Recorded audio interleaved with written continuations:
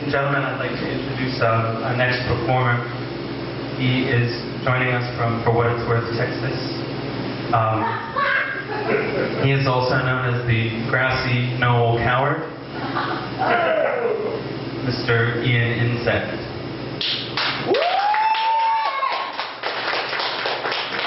But for now, I would like to open with a quick poem that I wrote 3 years ago to the day. I still think it holds up in today's modern, fast-paced, workaday, 2013 society. It is entitled, "You Gotta Have Dick Love." Now, ladies, this is for you too. Quick sonnet. A new companion every other night? Nay, that's no way to show your dick you care. Remember to always treat it right regard, dismissing promiscuous airs. Assuming we could hear the dick implore. Avoid the hustlers, hoes, and sneaky skanks, abstain from stains and squeaks and slips galore. And heard, considered, 'twould offer thanks. But tequila, loud and uninhibited, the constant dominant deceiver, convinces us confused to hit it with any available receiver, in bed, in bath, in bar, in broken bond. But thou use condoms, having so been conned. Yeah.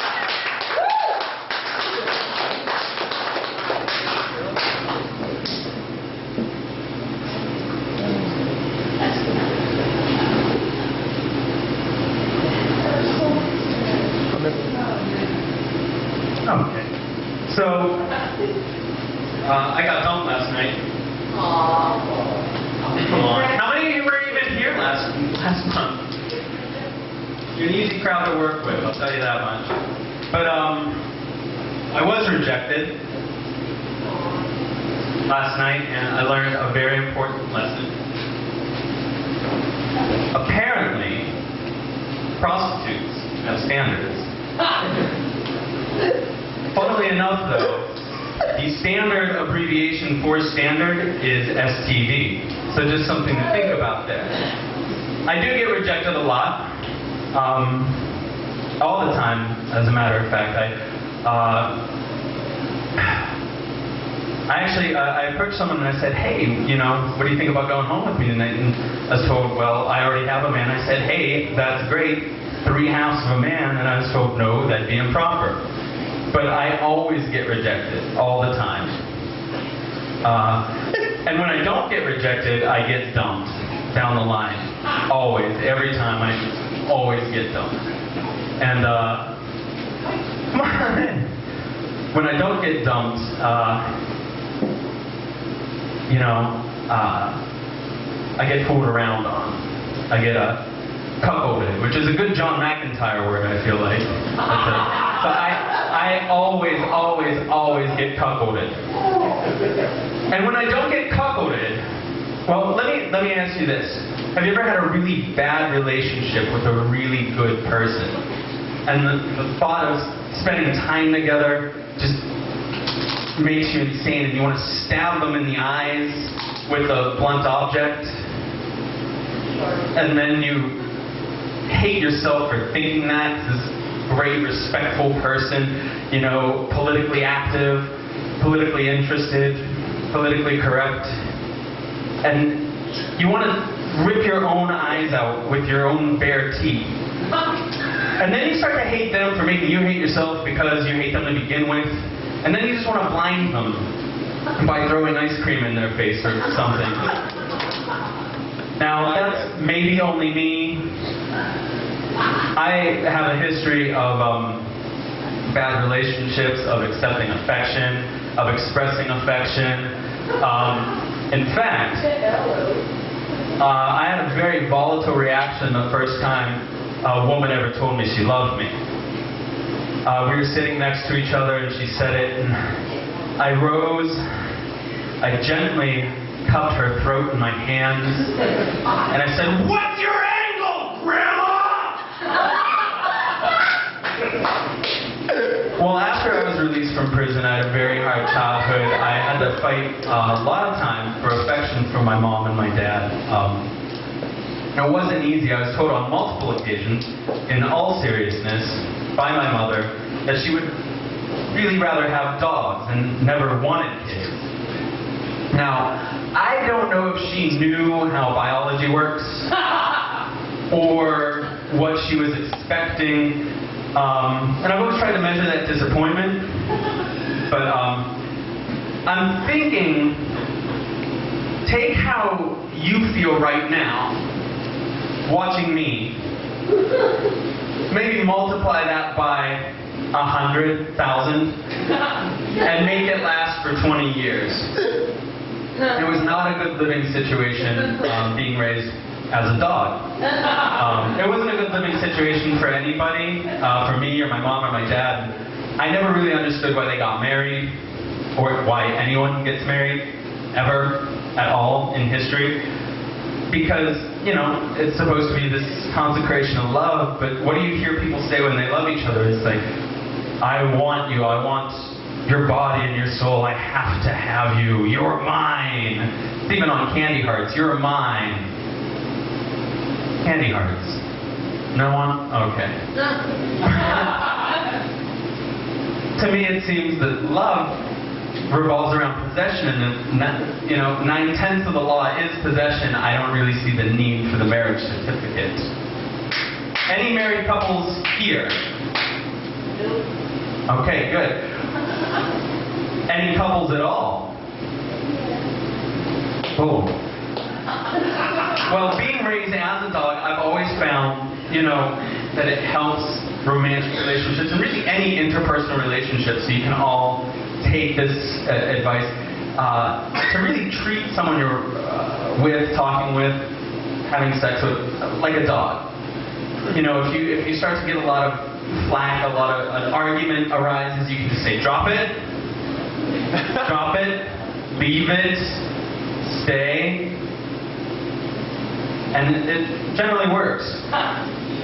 But if you know, it also works the other way. If you find out that someone's cheating on you, I've found that it's sometimes successful to yell at them and rub their face in it.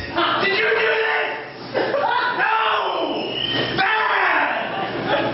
Some people like that though, so. But I'm certainly one to speak.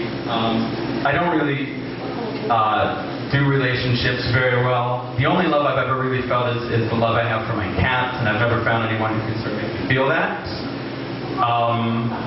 But even with cats, I really don't know how to pick them. I will go into the shelter, see the ones being pet, see the ones sitting on perches, purring, and I will always invariably hunt out the one that's hiding in the corner, under the desk, hissing when you come in 2 feet of it. And that's what my cats are like at my apartment.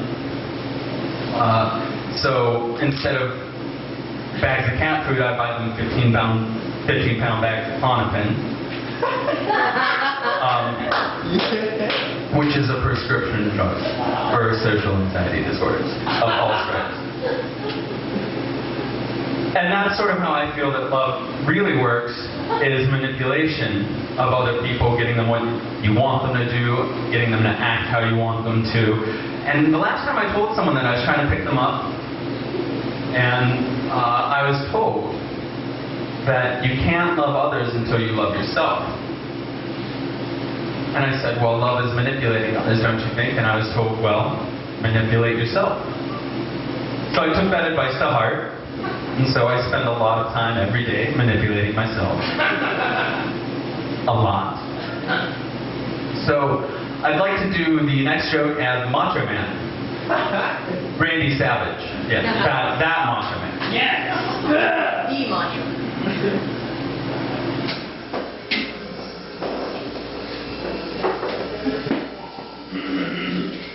See, the women, they find a sense of humor in a man very attractive. Yeah, they find it irresistible.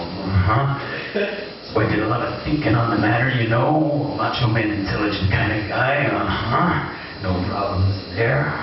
Women like to think macho is very sexy. Yeah, I went and asked Miss Elizabeth about that. Yeah, I'm a chameleon like that. And they say, brevity is the soul of the wit, so I'm going to make this real simple and short and sweet for you, Gino Grilland.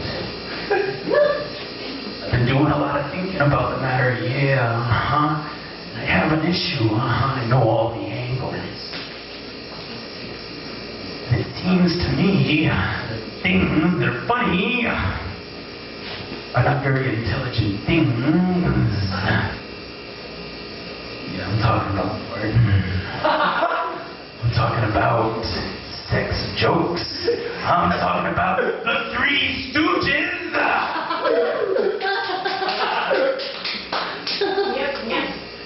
These are things that women don't find very funny. Sex jokes. So I got to thinking that women, in the conclusion, want a man with a sense of humor, a man who doesn't take himself too seriously. They want a man, when they fuck him in the ass, yeah, that he doesn't take it too hard, dig it?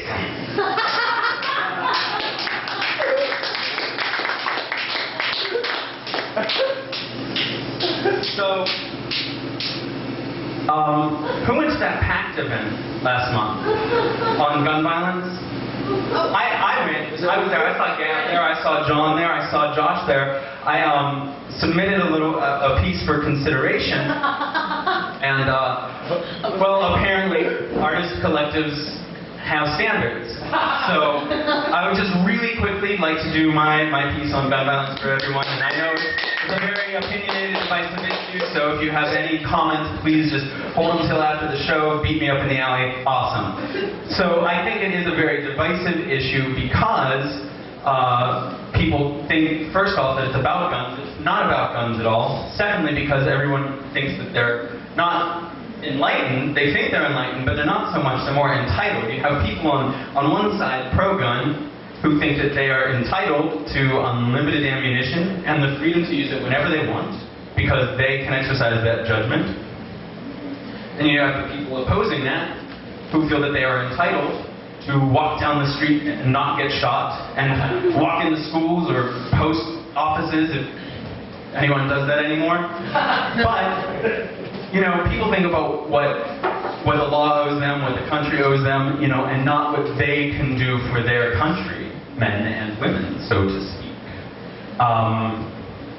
And I just get very frustrated because people say, yes, guns, no guns, more guns, less guns, same amount of guns. But it's not about guns, and I just think back to growing up, what are we told, you know, don't use your fists, use your... You could use that word though. Yes, use your words, but I cannot think of a more automatic, a more violent, or more harmful weapon than words. I mean, there are things I can't say right now in the presence of some people for fear that it might involuntarily offend them. And I just think words very much get in the way. What we say, it is often pointing out why we're right, why other people are wrong. So I think that really the key and the real goal would be to look past words and look at what other people need. So if you look at people, the pro-gun people, you know, on the right, well, it's your right, my left, so maybe just abandon that and go sort of the anarchist route. People who happen to be pro-gun, wherever their political allegiance is, what are they really saying? They're not backwards, they're not violent, they're not uneducated, they just have a need to feel safe and secure. And the people who, well, you know, are sometimes derisively called liberals or the new left, you know, I mean, again, they're not really left, they're your left, my right, really nothing going on there. You know, they're not pussies, they're not unpatriotic, they just have the need to feel safe and secure. So, I feel that it's important to either get everyone on the same page, because the bipartisan bullshit is just going to tear us apart. So either everyone get together, or I lean more towards everyone is on their own. Everybody. Because to me, there are two kinds of people. And I want to sleep with both of them. So in honor of President's Day, I will play a quick President's Day song and President's Day theme song, and that will be my time.